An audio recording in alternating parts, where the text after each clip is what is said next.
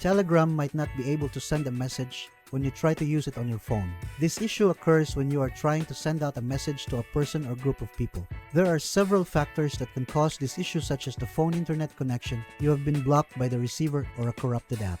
Before doing any troubleshooting, make sure that you do these 3 things. Restart the phone. Make sure your phone is running on the latest software version. Make sure Telegram is updated to the latest version from the Google Play Store.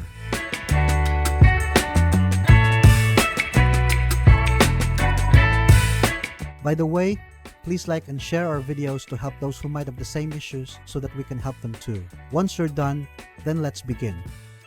Fix number 1. Check your phone internet connection. Since this app requires an internet connection to work, you will need to make sure that your phone has a good working data connection. Open the phone browser. Go to google.com, then search for speed test. Tap on the Run Speed Test button. If the results are not good, then try connecting your phone to a different Wi-Fi network. You can also try using your mobile data subscription if no other Wi-Fi network is available. Fix number 2. Check if receiver is blocking you. One factor that can cause this problem is that you have been blocked by the receiver. You can communicate with using other means if you think you are accidentally blocked by them. You can let them navigate the app and see if you are in their block list.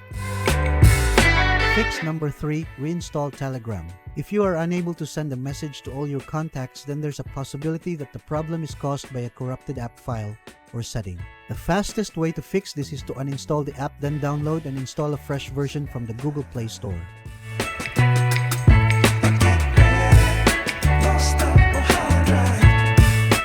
That's it. If you think that this video is helpful, we would appreciate it. If you can leave a like or comment, subscribe to our channel, or share this video to your friends. This can greatly help in making Google's algorithm can find and recommend this video to others.